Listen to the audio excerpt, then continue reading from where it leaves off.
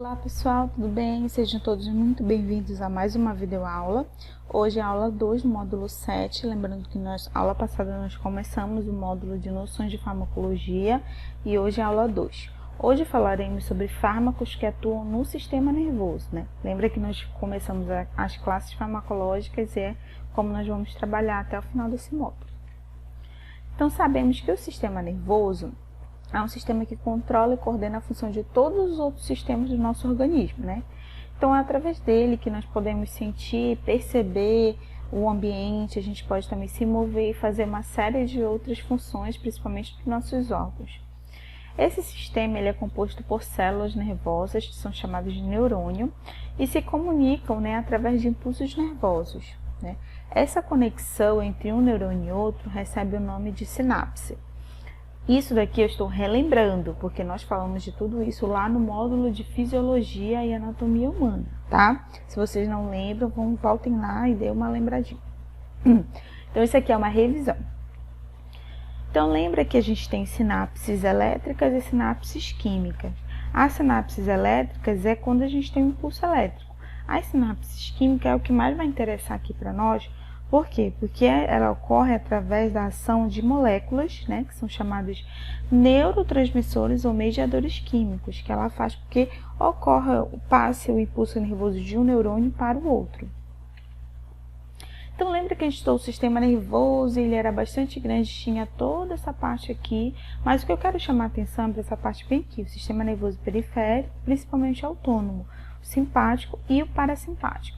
Por quê? Porque hoje a farmacologia ela trabalha basicamente nesse, porque é um sistema autônomo, é um sistema que nós não temos controle, né? Ele controla por si só, e é o que está mais envolvido com a maioria dos nossos órgãos, certo?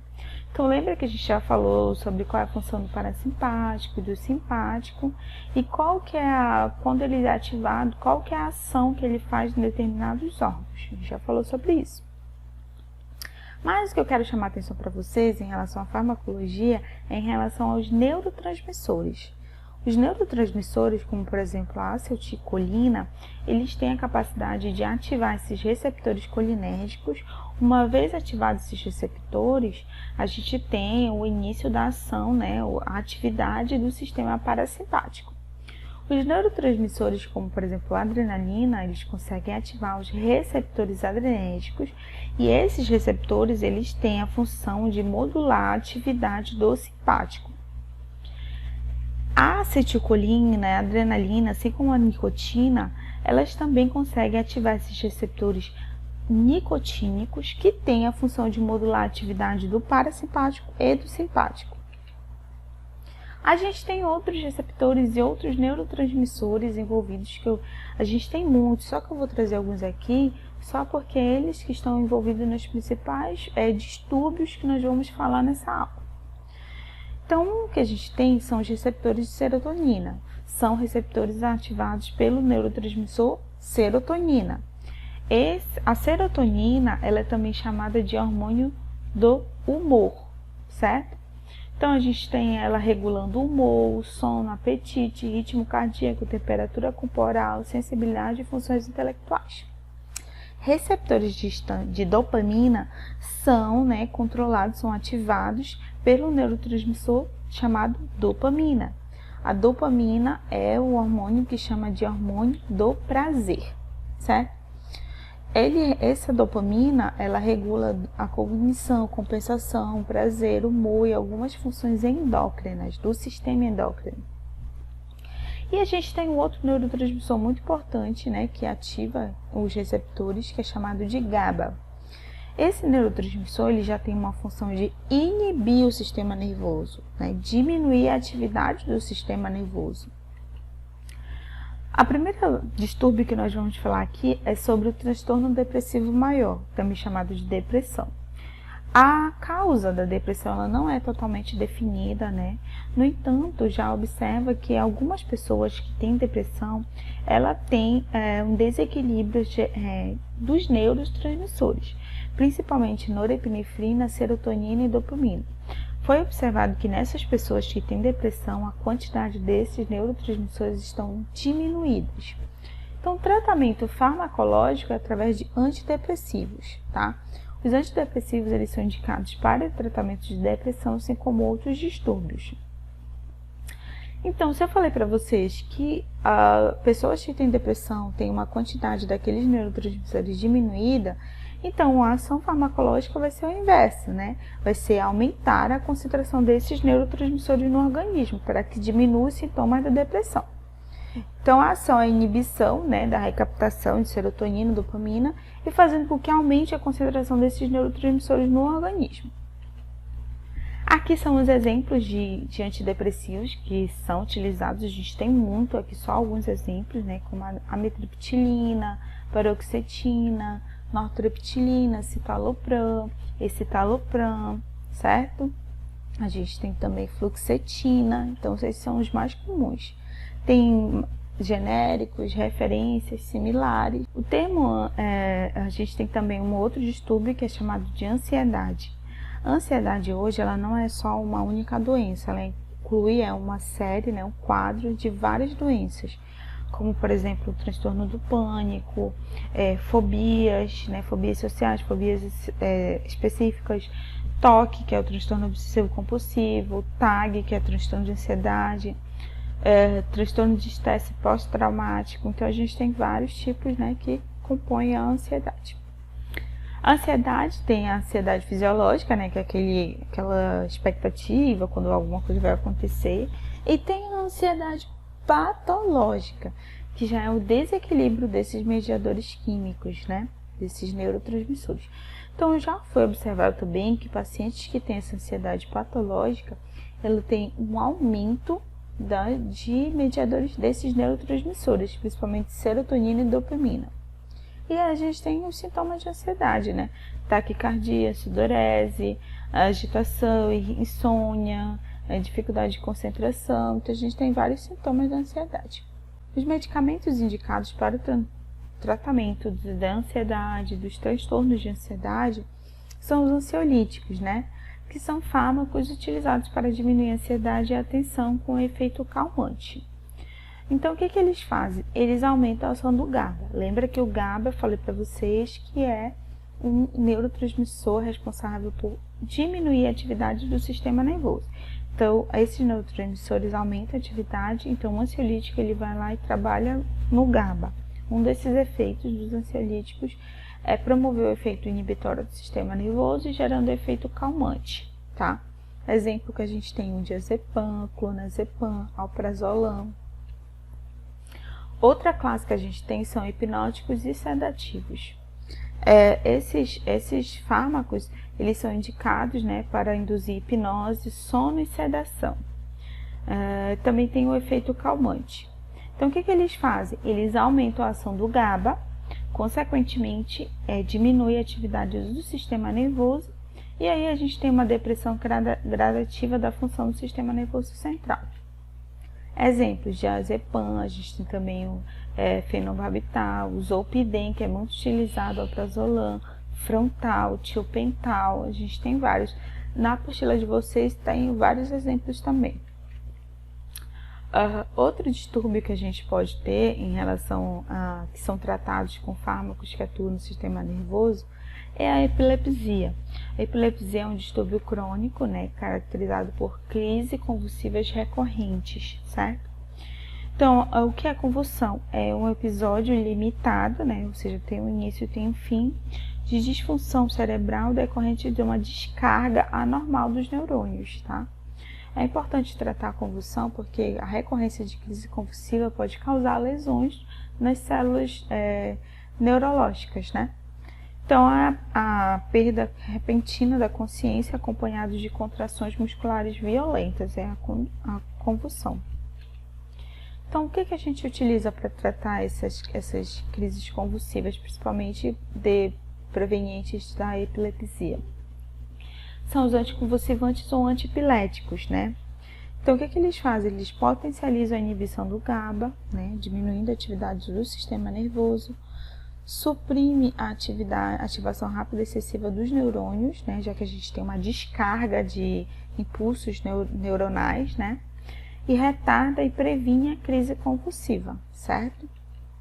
Então, quais os medicamentos hoje mais usados? principalmente fenobarbital e fenitoína, mas também tem a carbamazepina, certo? Que é bastante utilizado.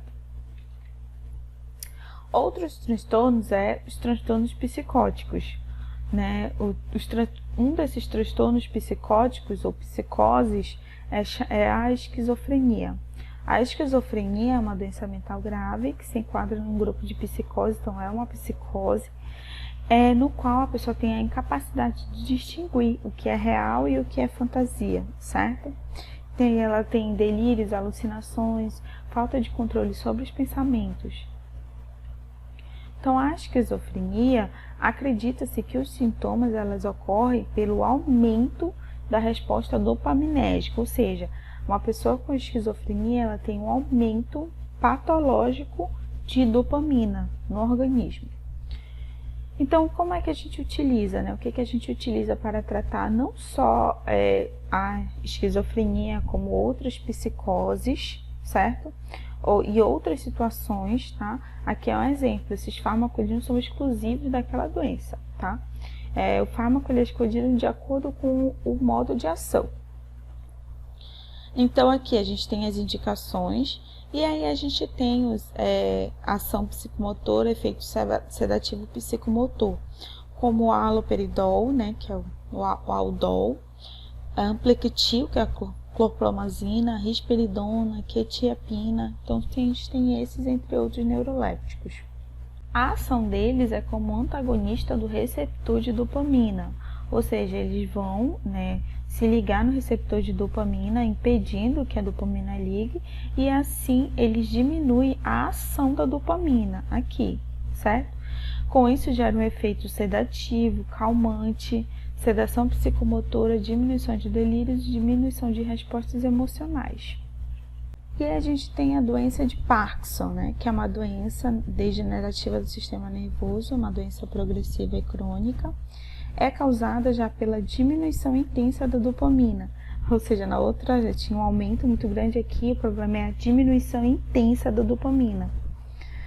A dopamina ela ajuda na realização dos movimentos voluntários do corpo, e aí pode ocorrer por fatores, né, genéticos, ambientais, entre outros. Então aqui a gente tem alguns sintomas da doença de Parkinson, como lentidão dos movimentos, rigidez muscular, tremor nos braços, desequilíbrio. Como a gente trata? Através de antiparkinsonianos, né, que são indicados para o tratamento de doença de Parkinson. Então, eles ativam o receptor de dopamina, aumentando a atividade da dopamina. A gente tem esses, né, carbidol, que é o carbidopa e levodopa. A gente tem também o aquineton, que é o biperideno, certo? Entre outros.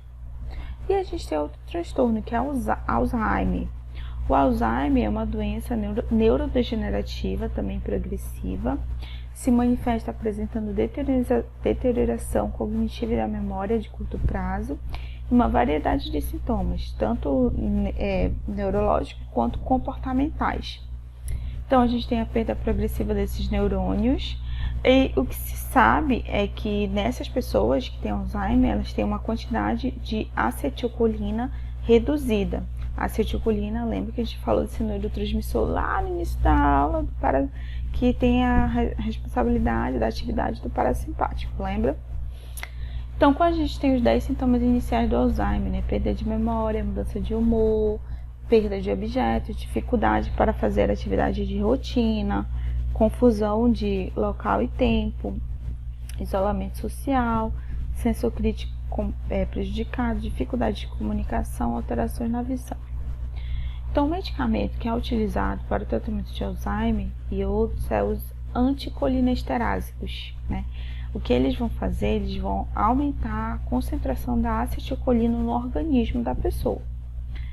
Então, a gente tem donezepila, memantina, rivastigmina, entre outros, que é utilizado. E a gente tem também os psicoestimulantes, que são uma classe de fármacos que também atuam no sistema nervoso, mas aqui a finalidade é estimular a atividade, a vigília e a atenção. Então, é muito indicado para pessoas que têm principalmente TDAH, que é o transtorno de déficit de atenção e hiperatividade, porque essas pessoas têm a hiperatividade, elas acabam tendo dificuldade de concentração, certo? Então, ele é indicado, né, para inibir a recaptação de dopamina, aumentando a atividade da dopamina. E aí melhora essa questão de vigília e atenção da pessoa.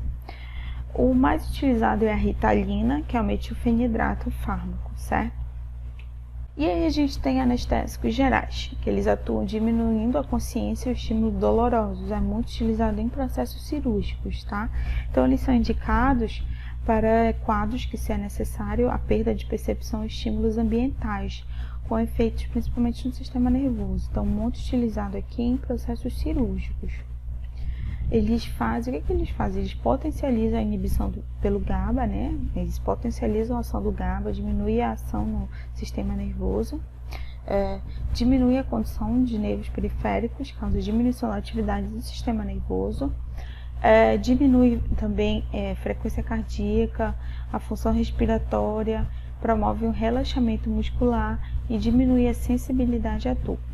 Então, os exemplos que a gente tem o alotano, né, que é um gás que é muito utilizado pela via respiratória, o tiopental, né, que é injetável, que utiliza, assim como o propofol, que é também injetável. Tá a foto do Michael Jackson aqui, né, porque então, se você digitar propofol, o que mais vai aparecer é o caso do Michael Jackson, que ele morreu devido a uma intoxicação por propofol, tá? Umas dicas que eu deixei para vocês, umas coisas que a gente acha na internet muito legal, é como que você pode estimular a química da felicidade do seu cérebro naturalmente. Vocês observaram que muitas dessas doenças, elas estão relacionadas aos desequilíbrios, seja aumento ou diminuição desses neurotransmissores no nosso corpo. Então, o ideal é que a gente tenha tudo, né, direitinho. Muitas das vezes essa diminuição ela causa umas patologias bem sérias. Então, o ideal é que a gente tenha esse estímulo, né? Não um estímulo patológico, um estímulo fisiológico desses neurotransmissores. Então, como é que a gente faz para estimular a dopamina do nosso corpo? Fazer exercícios diariamente, dormir as quantidades de horas, né? Comemorar conquistas diárias. A gente tem também ocitocina, meditar, abraçar alguém, endorfina, que é praticar hobby, rir, cantar, dançar.